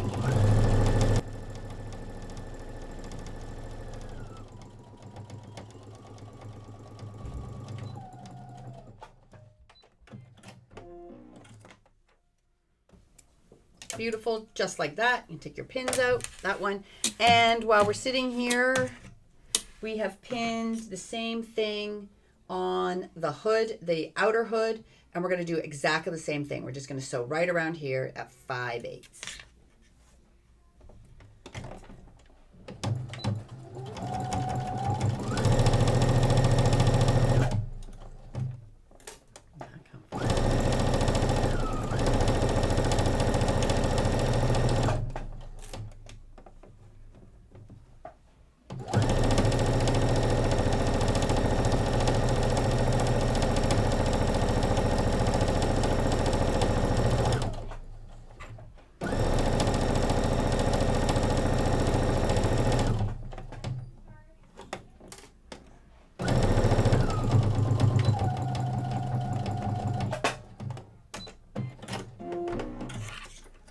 So we've already sewn the crowns together all the way across this. Now we're going to attach the inside to the outside, the lining to the outside fabric. So all I'm going to do is I'm just going to kind of open this up a little bit like this. And we want right sides together. So this seam here is right here in me. And I'm going to take this one and I'm going to put it right sides together. So I'm attaching it right here. Most often when we're doing this, we want to butterfly our seams. So you're going to open that seam up so it's flat, and then you're going to open this one, your flannelette, so it's flat, and it looks sort of like that. And we're just going to put 2 pins in it. Boinkity boink. So it lies there, and then I will lay it out so you can see what I'm doing. So pretty sides are together. The yucky side is on the outside. The yucky side is on the outside. This, I'm going to put it on because we just love this part when I do it. Okay, so that's what your hood looks like. And we're going to pin down here, and we're going to pin down here, and we're going to sew it together. Now, I just want to say, sometimes when we've done this project, what's ended up happening for some of the students is that the fleece part ends up being longer than the flannelette. And that's just, sometimes it just stretches out a little bit. If that happens, you can trim the fleece off just a little bit at the front, so at the end they line up. But you are trying to get them to finish at the same place. But it does sometimes happen that this will stretch out a little bit. As long as you don't trim the as long as you don't trim the flannelette part, you're golden. So again, what I would do is I pinned it at the top center seams right here. I would pin it down at the bottom of the hood here, and then I would put, again, a couple of pins or a couple of clips all along that front, that line. It does look like it's a bit of a curve, but when you're sewing it, it's actually a straight line. It's a straight line around there. So it's curved around the back, but the sewing is pretty easy because it is actually straight. So we're going to put that in play like that. Pin it in. Again, the beginning and the end, make sure it's all lined up beautifully, and then put a couple more pins in. Now, sometimes the students will ask me which way you can sew it. It doesn't matter. You can have it fleece side down, cotton side up, or if you prefer, you can have fleece side up, cotton side down, okay? What you are trying to do is just make sure that the fleece is not stretching out on you.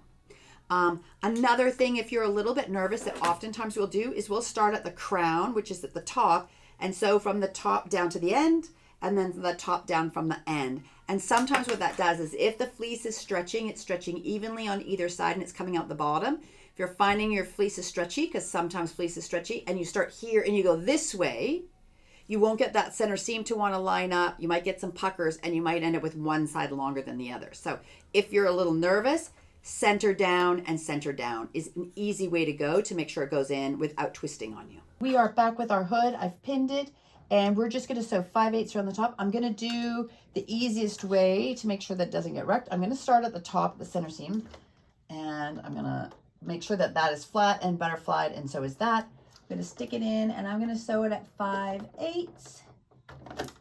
Take those 2 first pins out, and this way I know I will not get any shift.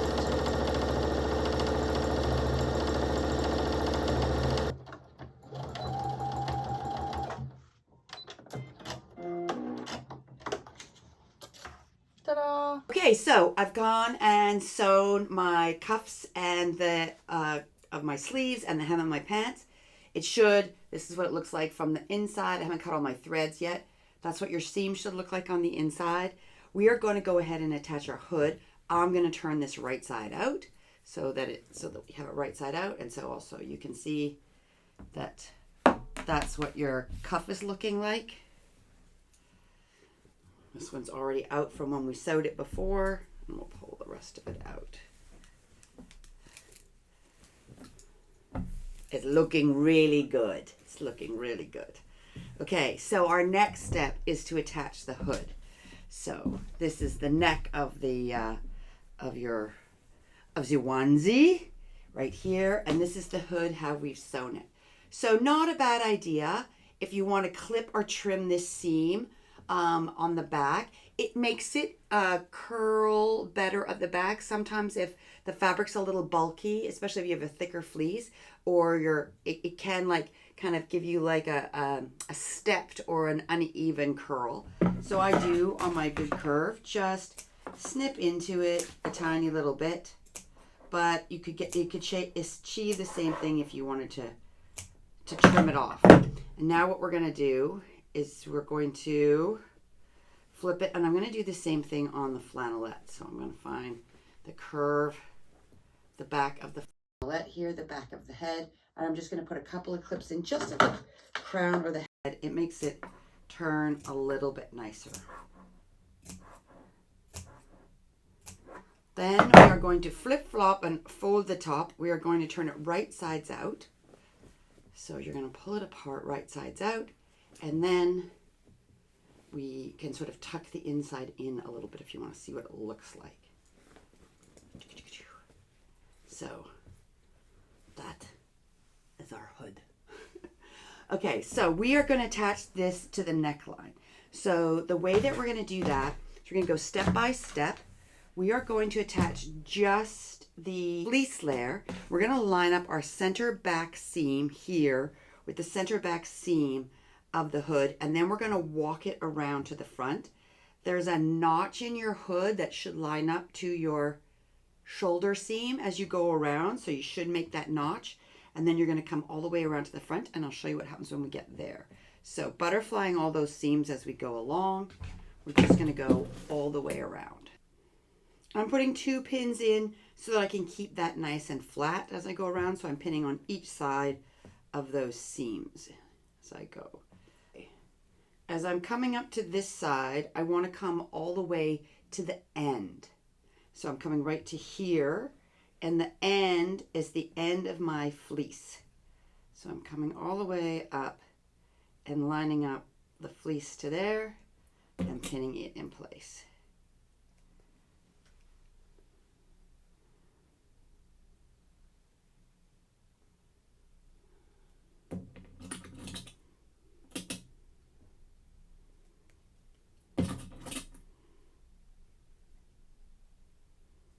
I'm going to pin it quite right. I'm just going to ease that in a little bit. There we go. If your seams are a little bit different, what do I want to say? If you haven't done a perfect 5/8 all the way around, the hood may have troubles fitting on, but it should be within like a centimeter. So as you can see, this is gaping down here a bit, but it's polar fleece. It won't really matter. So you can just give it a little bit of a schmudge to make it fit, but it should come really close. It just depends on all of these factors. So sometimes it can be a little bit out. On this side, we are just coming to where this flap attaches on this side. So the fleece is just coming to where it attaches. Those seams there, not to the end of this. Oopsie.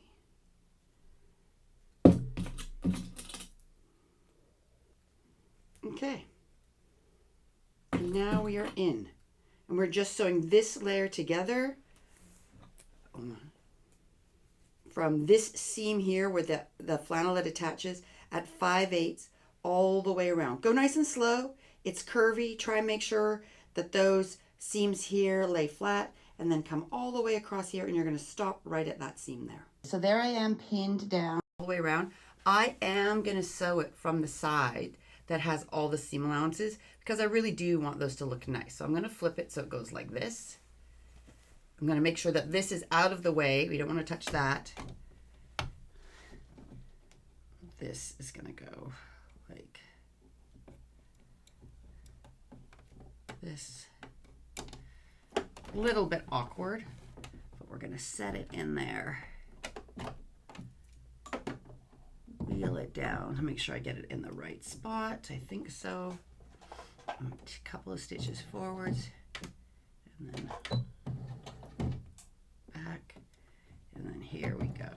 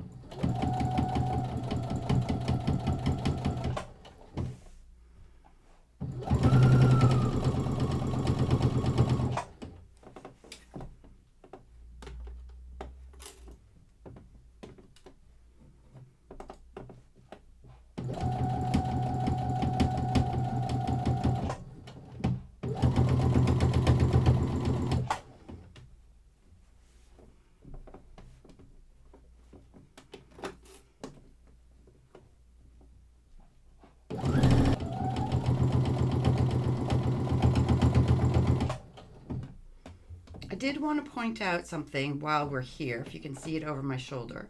When we put that front placket in and it goes straight, it doesn't come all the way up to the edge here because the curve of the neck is curved and the placket is straight. But when we're sewing the hood on now, you should be sewing it far enough down that you're catching the top of the placket so that you won't see it in the finished product. So we're going to come across here and we will be sewing right across the top of that placket, and I'll show you again in a better view.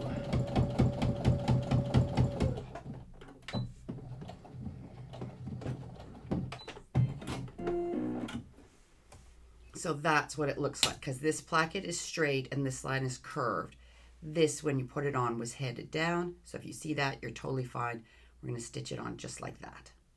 Okay, so now my hood is on. It looks pretty good. It is a bit tricky. If you'll see when I'm sewing fast on the straightaways, and then I'm really slowing down to make sure that this goes on nicely. And we're pre-preparing that. So that's when sewers sew. We go fast on the straightaway, we stop, make sure everything looks perfect. There's no puckers, no nothing. And then fast again, and then stop. So it's a stop-start when something is a little bit tricky. So now what we're going to do is we're going to take this hood and we're going to flip it over. And I'll show you what it looks like. Hopefully you can see this. So this is the neck part that we just sewed. And what we want to do is we want those seam allowances to face up into the hood. And then this flannelette part, we're going to fold it over 5/8 of an inch or a 1/2 inch, somewhere around there, about the same width as your seam allowance. So that's what you're measuring. And you can always measure it off if you want to. But as long as it's folded up, you'll find that it will want to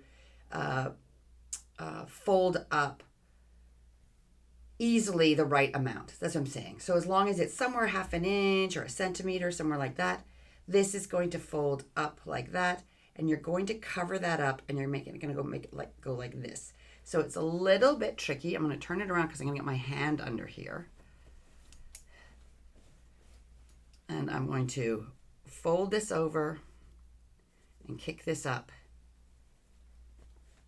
And then I'm going to pin it just past the stitch line so I don't see the stitch line lining up those two seams. I'm going to put my pin in here and here. If you're good on the ironing board, you could always iron this edge up and give it a little crease. I'm not that great of an ironer. I tend to make more mistakes when I'm ironing than I do when I'm just feeling it. So I'm feeling it, sort of looking at it, making sure it folded up. I'm running it along the line. You probably want to put a fair amount of pins in to make sure, because it's a curved surface. I'm trying to pin it when I'm using my hand to pin it only to the seam allowance. So that's what my hand is doing back here. I don't want to pin it to the back of the onesie. I want to pin it just here on the hood. So if you turn it over and you see your pins are coming down here, you're not quite in the right spot. So I just wanted to go over how this happens on your double placket side. So you should have these two little bits that are sitting here. And the easiest thing to do is to tuck them up into the hood. So they're going to just lie straight up. You can get them just to lie straight up like that. And then this is going to be folded over. You can do it. Folded over. And then comes down over the top like that. I'll get my fingers out of the way so that you can see it. So this is tucked in there, and that's going to look like that. And it should look a little neater than mine, again, because you're seeing my orange stitching, but it should sit beautifully. For any reason too, and I have this happening a little bit, is that it comes apart a little bit. You can always do one like hand stitch to tighten it up, because it is a little bit tricky to get it really tight, but it should look pretty good. So again, those little flanges up, this is folded over, and we're going to tuck around it like that. And then I'm going to pin it in place. Ooh, pin through there and tuck those seams up, flip this over and pin it And then you're just going to stitch like that.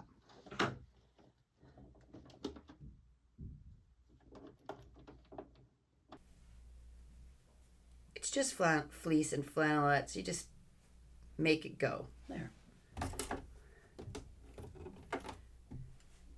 2, when you're stitching this, and I'll get to that, you want to go really nice and slow at these edges. There's a lot of layers of fabric just at some of these joint spots.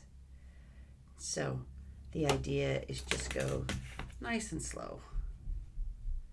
Pinned her on all the way around. So you can't see the row of stitching. My fold up is about, like I said, about 1/2 centimeter, and there is a bit of a curve to it, if you notice from the hood, and it's going around. Now, what you're supposed to do in real life is you're supposed to do a thing called stitch in the ditch, which means that you stitch here in the ditch so that you don't see your seam line at all. And if you've pinned this perfectly, this should have a nice little stitch line here. But what my experience has been is that it never works out nicely, especially even for me, but especially if you're not a great sewer. So what we do is we're going to sew it from this side, because my opinion is when you're wearing the onesie, your hood is down most of the time, and this is the stitch line that you're going to visualize. You're not really going to see this one. So if this one doesn't line up perfectly here, and it's slightly off, it will almost never be seen. It's going to go like this, and you're not going to really see it if it's not perfect.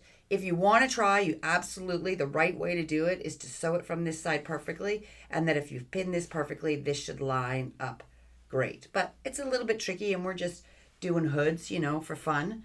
So we are going to go ahead and stitch it down from this side.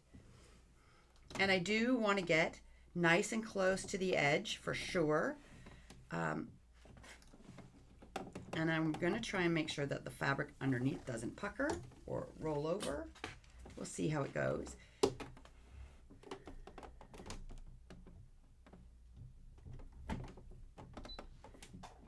Okay. Dun, dun, dun. Dun, dun, dun. Okay, so needle down. Just nice and slow.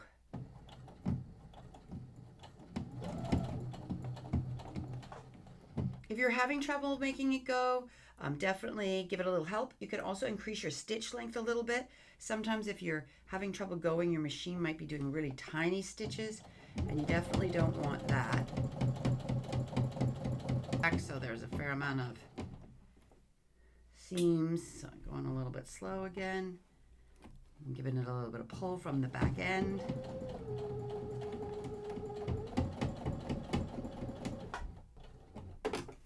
And again, we're going to come up to this front. It's pretty fat, so as we come to it, we'll go really slow.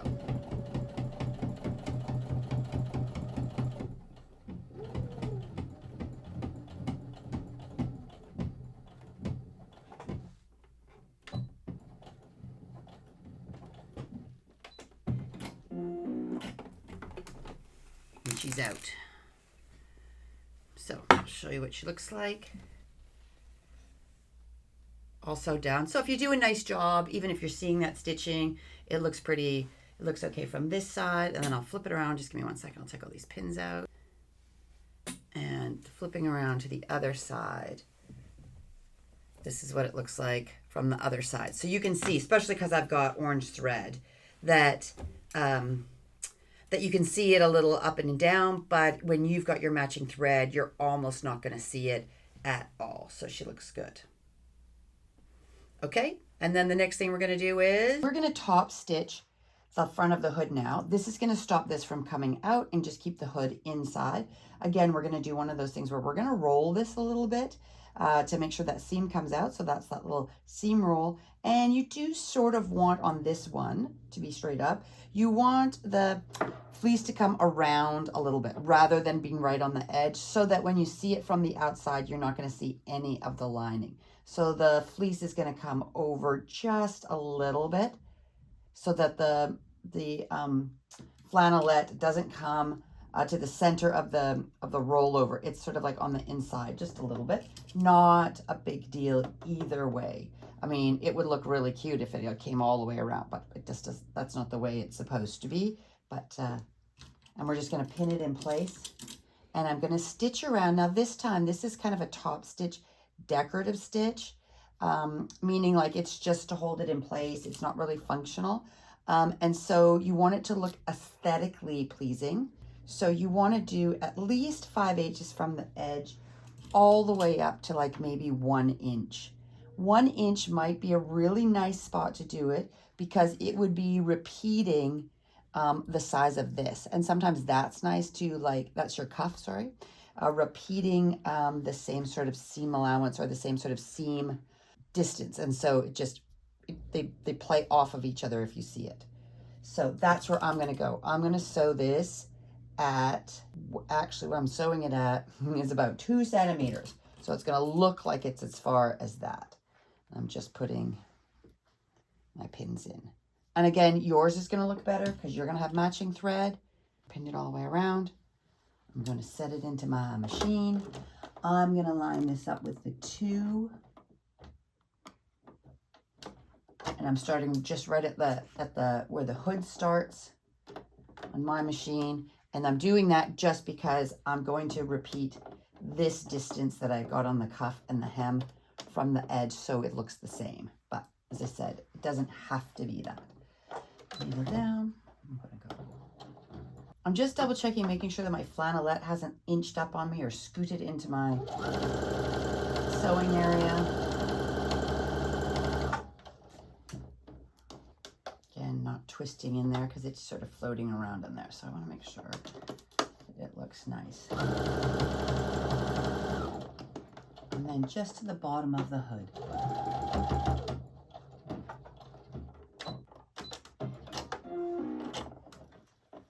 Wow. Did I do it? Does it look the same? Oh yeah, pretty good. So it just reflects that. And there she is. Nice and clean. Getting the fleece to turn over just ever so slightly so that when you're looking at it from this way, you're not seeing it. Nice and straight and not caught up. We're going to sew down the placket on the front. So I'm going to show you what this looks like. Okay. So there's our double placket. Boop, boop, boop. On the front, it's going to sit on top of the other one like, ooh, I got the pin in there. Boop. Okay, let me get you to see what I'm looking at here. There's our, okay. So this one is going to sit on top of this one. And we're going to put snaps in place so it sits on top just like that. So I hope that makes sense now as to why this one's tucked back. This one's going to sit on top on the front and your hoods are going to come together. So we're going to have it go like this. So we've got her all set to go. We're going to be stitching on our snaps to this and they'll snap like this. But we just have this little bit hanging now. So what we're going to do is we are going to stitch across here. And I'm just going to stitch right across the bottom, boop, like that. And I want to make sure that I'm all lined up nicely. And I got a hole here, if you can see that, because I stopped stitching a little bit before my placket. So I am going to stitch that hole up after I get this down. But make sure that it's not all wonky and moody. So just like line it up nicely. Make sure that lines up. That's coming over exactly where you want it to be. And it's technically it's this row of stitching here onto that edge there. And you're just covering this up. And to make sure that I'm all lined up nicely, I'm just going to put a couple of pins in it.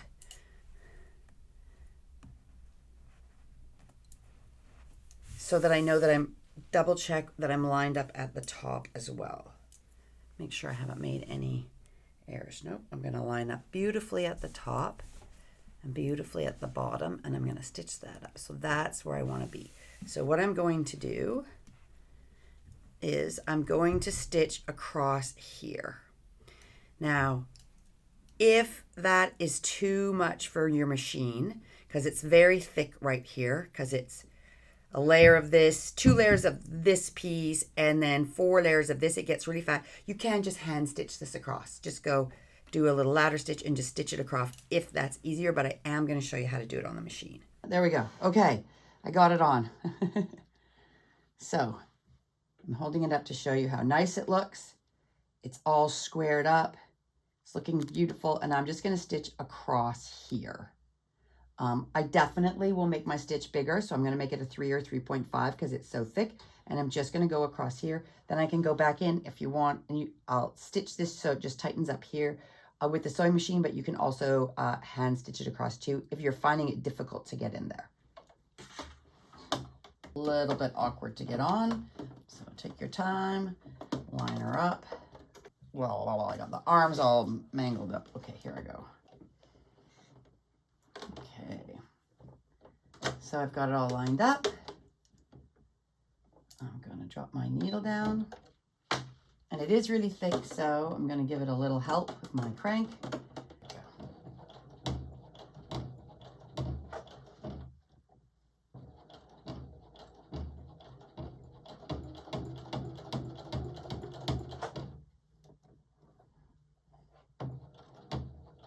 Right to the edge, even one over. And back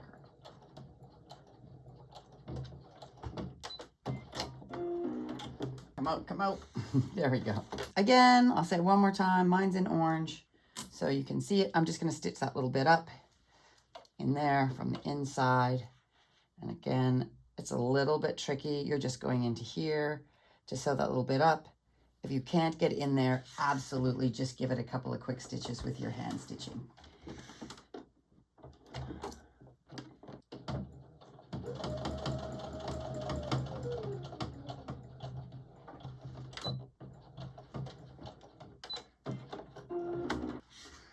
All pretty. Okay, so now we're going to put the fasteners up the front of our onesie. We're going to attach them to our placket. In studio, we have this fantastic snapping machine, and what we've been using is actually baby snaps, so the plastic covered snaps that come in lots of colors, and we just go ka-chung, and it puts it in. So that makes it really easy for us. There are some smaller versions if you're going to be making things like this. That's a handheld snapper putter inner.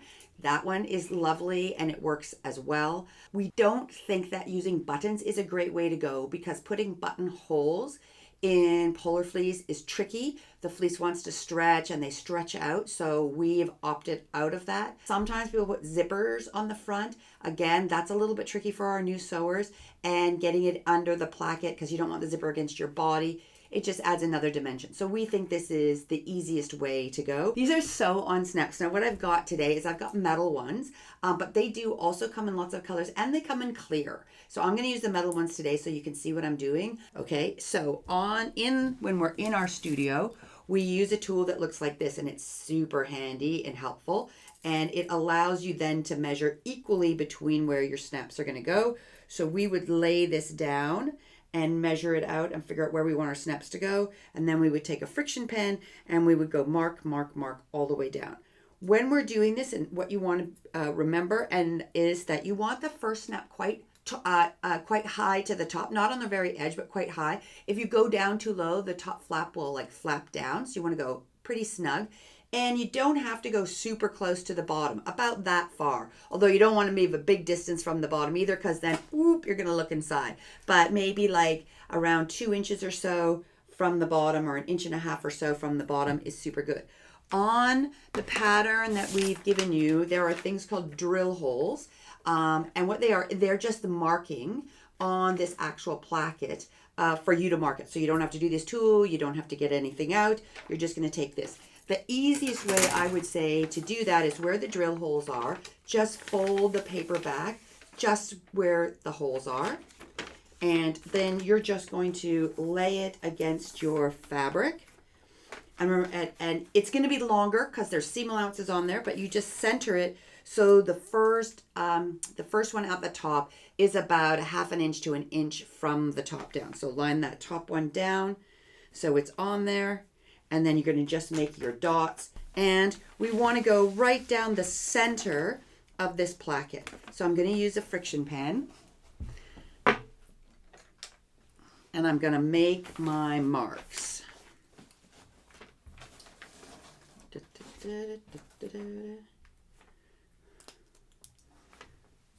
Boink,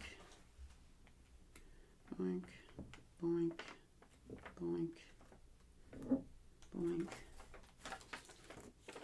And then on this side, we want those snaps to line up. So this is the way that I do it. I lay this down, and then I maybe I call it the peekaboo method. You want to make sure that this placket is just covering that row of stitching so it's nice and straight and it's on there. And then I'm going to tip it back, and wherever that line is, that's where I'm going to put my dot on this side. So no matter what, I'm making sure that my snaps are going to line up. Boink, boink. Now, I haven't paid too much attention to make sure I'm down the center of my placket, but as long as my distances are good, when I'm sewing it on, I can make sure that I hit the very center. So I'm pretty good. I'm a little off on this one, maybe a little off on this one, but when I put this on, it's going to be very easy to see and eyeball where the center is. So you don't really have to measure or whatever, you're just going to see it. And when you're putting your snaps on, when we're going to do this, we're doing nipple side up on the fold back placket, and on the phalange part, we're doing belly button. Okay, so belly button is going on this side, and the one with the, yeah, it's a nipple. It's coming up on this side. And so I'm going to start, and I'm going to sew this down. I've got my needle here with some thread in it. I have threaded this at the moment with one piece of thread, but what I want you to do is I want you to do two. So I want you to put two spools of thread through. In fact, you could probably, if you've got a big enough eye, you could do 3. It goes so much faster to have more thread. So we're going to do double over. So I've got two rows. I've made the other one a little longer, so I'm just going to trim it off. So now I've got 4 pieces of thread. It's been threaded through the eye there, and I'm just going to tie a nice tidy knot in the bottom. I'm going to do it my way. Nice tidy knot in the bottom. Pew. So I've got my little knot. I always trim off the way longy endies on it, so I've got my knot at the bottom, and we're going to stitch on my nipple. So I'm going to make sure that it's lined up at least horizontally exactly where I want it to be, and that within the placket it is centered. I'm going to take my needle, and I'm going to go from behind the little, from behind the snap, and start with, and get a bit of fabric and push up through one of the holes. If I start this way, I'm going to get the knot hidden, so it'll be behind. And what I'm going to do is I'm going to go around this like 3 times, 2 or 3 times. Then I'm going to slide my needle behind, and then I'm going to go around this one 3 times. This is to make it look perfect. If you just all the way around, totally fine as well. You just want to make sure the snap stays on. So I'm just going to catch a little bit of the fabric. I'm not going through to the back side. I'm just catching the front. If you catch the back side, no one's ever going to see it, but you don't need to go that far through. And I'm going to do like 3 little bits so it looks lovely. And then I'm going to take my needle and I'm going to slide it through the fabric and come up outside the next hole. And then I'm going to do the same thing 3 times. 1, 2, 3. And now I'm going to slide it through the fabric behind and come up through the hole. There we go. And then again, 1, 2, 3. When I'm grabbing that fabric to come up through the hole, I'm coming really tight to the snap. So you don't want to like grab the fabric here, like even underneath or right by it. Makes it look nice and tidy. I like a really long needle to do this because you got to get a real yank on it. And sometimes if you've got a tiny needle, that's a little bit tricky. And there we go. Okay, so I've done 3. I've gone all the way around. I'm going to knot it off. I'm going to go behind the snap a little bit. I'm going to grab a little bit of the fabric. Then I'm going to put my needle through. There we go. I'm going to do it one more time. Oh, I'm not going to do it one more time. Hopefully I have more thread. But I have a good enough knot. And then we're just going to trim this really tight. Boom. Lovely. Don't see anything from the back. Pins on. So I'm going to go all the way down and do all the snaps on this side. And then I'm going to do all the snaps on this side.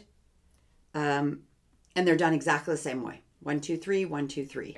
Okay, so we're coming back an hour and a half later. Look what I've done. It hasn't taken an hour and a half, but these big ones definitely take a little while to do.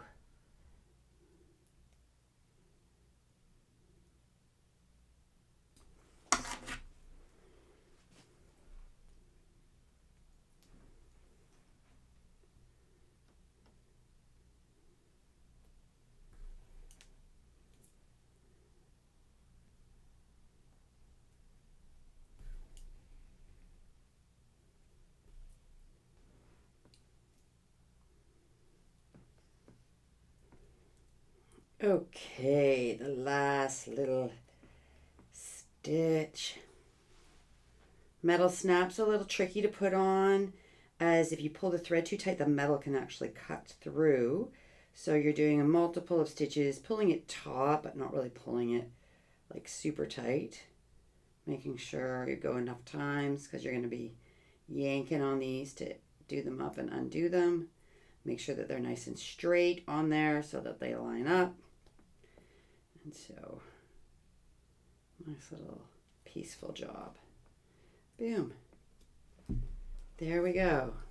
Cutting all our little threads. She looks beautiful. She looks super good. I'm super happy. So with our students, we turn these into animals. So if you're looking through our feed, you'll see that they have all made the basic one, and then just gone ahead and added some ears or a tail, or some sort of embellishment on the hood that's just really easy to do. And we just cut it out of different shapes and added it to it. One of the little girls was a strawberry, so she made little spots that look like strawberry spots and did a little green off the top that was adorable. We had lots of dogs, some cats, and a gerbil or a guinea pig. Yeah, or hamster, exactly. So all these things are super fun to do, easy to do. You can just hand stitch them on or sew them on. And we hand stitched and sewed it on to the hood. Once, I think we only sewed it to the fleece part, but we sewed it on prior to sewing the two together. So we did all the stuff on the hood, and then when we sewed it together. So just be aware of where your seam is and your center is, and just sew yourself on some ears or whatnot, or whatever. So fun. We really hope that anyone that makes the projects gives us any kind of feedback and let us know what you think. If we got it right, we're pretty sure that even though a few of the little spots are tricky, up here is a little bit tricky, down here is a little bit, but nothing that a brand new sewer couldn't manage. Just take your time and be patient. Certainly let us know if you're having any troubles. We always answering our emails. The same thing, the hood goes in, it looks beautiful, and yours should look just as nice. There shouldn't be any reason why you couldn't do it. And it is like a lot of fabric and a lot of bigger pieces, but we've made the lines really straight. It's notched beautifully, so everything, so as long as you cut it out the way it's supposed to, line up your notches, sew at 5/8, it could come together beautifully. I would say one of the challenges that we had was when the students were doing it was they weren't always doing 5/8 at the top of their neck. They were kind of getting a little loosey-goosey, and that's just a little bit important to watch that, because your hood might not fit on. But certainly if you're having any troubles, you can just go back and increase those seam allowances, or if they're way too big, take them out a little bit without too much trouble, because it is having to fit this onto this is the only place you're going to have, any issue. Wash them in the washing machine. Totally fine. They can go in the dryer, as I said before. They don't shrink, but fleece just doesn't like the dryer very much. It can get a little pilly or staticky, but it's not going to shrink or anything. And enjoy being like lovely and cozy in your onesie.